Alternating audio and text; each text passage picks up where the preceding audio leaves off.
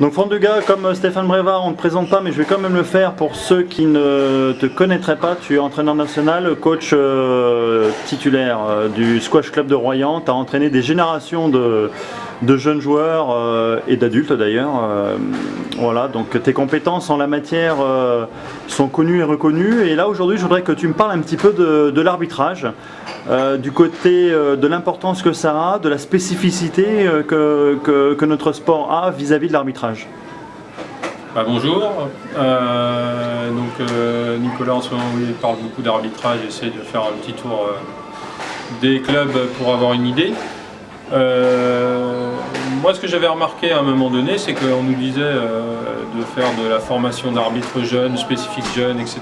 Et j'étais dans certains ouvrages et j'ai des connaissances dans le milieu du rugby. J'ai un de mes meilleurs amis qui a été cadre technique à Marcoussis dans le rugby et il m'avait donné des magazines. Et dans le magazine, à un moment donné, la pédagogie tournait autour des enfants en disant jouons à l'arbitre. C'est-à-dire exprès ce jour-là, on va s'amuser à être un petit arbitre, quoi. On ne va pas être le joueur sur le terrain de rugby à s'entraîner, on va arbitrer le match. Chose qu'ils ne font pas d'habitude. Donc j'ai trouvé ça intéressant parce que nous, en fait, on joue à l'arbitre tout le temps. Le mercredi, on joue à l'arbitre, on arbitre. Pendant les Caracal Tours, les Oliver Tours, les Technical Tours, enfin, tous les tournois jeunes, les championnats de France jeunes, c'est des enfants qui arbitrent.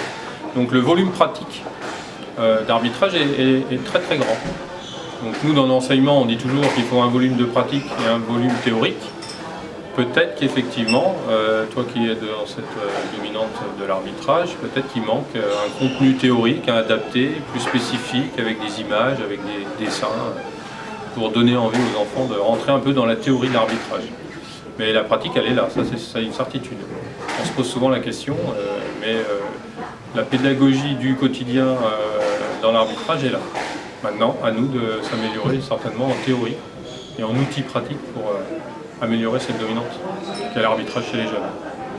Donc voilà, ça c'est un petit peu mon ressenti et mon expérience sur le terrain qui me fait dire ça. Il y a des choses à travailler alors. Oui, je pense. Et ce que j'ai remarqué, c'est que quand ils arbitrent, ils sont souvent pertinents, alors que quand ils sont sur le coup, ce phénomène de 3D là qu'on parle souvent, etc., l'enfant sur le volume, et là ils ont du mal à percevoir ce qu'ils arrivent à percevoir de l'extérieur du terrain. Donc ils sont souvent pertinents qu'ils soient arbitres, mais ces connaissances qu'ils ont de l'arbitrage ne se retrouvent pas forcément dans la tactique sur le court. Ils ne demandent pas de l'aide alors que l'adversaire est en plein milieu derrière, des fois c'est même dangereux, alors que s'ils avaient été derrière, ils auraient tout de suite dit oui, il y a stroke. Donc après, dans l'évolution de l'enfant, dans sa perception des choses dans le volume, des fois, il y a des caps à passer au niveau de l'âge. C'est pour ça que des fois, il y a des petites choses peut-être que mal à comprendre. La prise d'information, la vitesse de prise d'information est primordiale dans... La prise d'information dans le volume avec un joueur qui est dans un espace profond ou derrière, des fois, ils ne le perçoivent pas. Ils sont focalisés sur la vitesse de la balle, le jeu, l'envie de jouer cette balle, mais ils ne perçoivent pas ces choses qu'un joueur de haut niveau va tout de suite voir. Les loisirs d'ailleurs, il y a peut-être un rapport avec la vision qu'ils ont, qui se centralise sur la balle et ils ont du mal à se détacher de la balle pour voir un petit peu la globalité du... Ils ne sont pas comme un joueur de haut niveau qui a une prise d'info très élaborée avec énormément de vécu, beaucoup d'expérience de trajectoire de balle, beaucoup de situations déjà vécues, donc reconnaissance de situations vécues, qui fait qu'il est dans l'anticipation parce qu'il a déjà vécu, donc il sait que dans telle balle qui arrive rentrante au milieu, il va prendre sa place. Si le joueur ne se dégage pas, il risque d'y avoir stroke.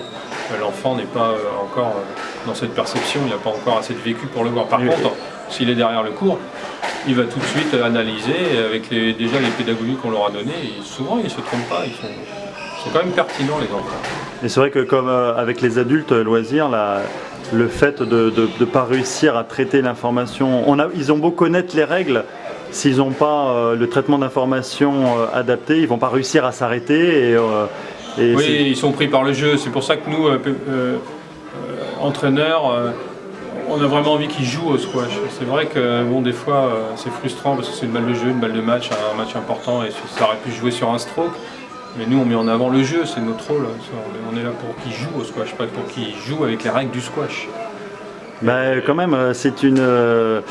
Non, mais bien sûr, mais dans leur évolution, à un moment donné, à nous, comme on a fait les années squash, les années champions, nanana, à nous, dans l'espace-temps de 4-6 ans, de 8-12 ans, à quel moment il faut intégrer peut-être le contenu théorique qui s'élabore pour que l'enfant puisse, dans une échelle du temps, se dire, bon voilà, je dois acquérir ces règles de sécurité de tel âge à tel âge.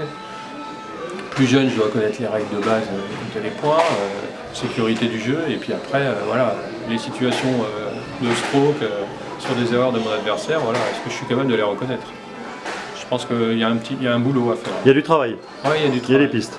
Il y a des pistes. Ça peut être intéressant. Parfait, merci Franck. De rien, avec plaisir.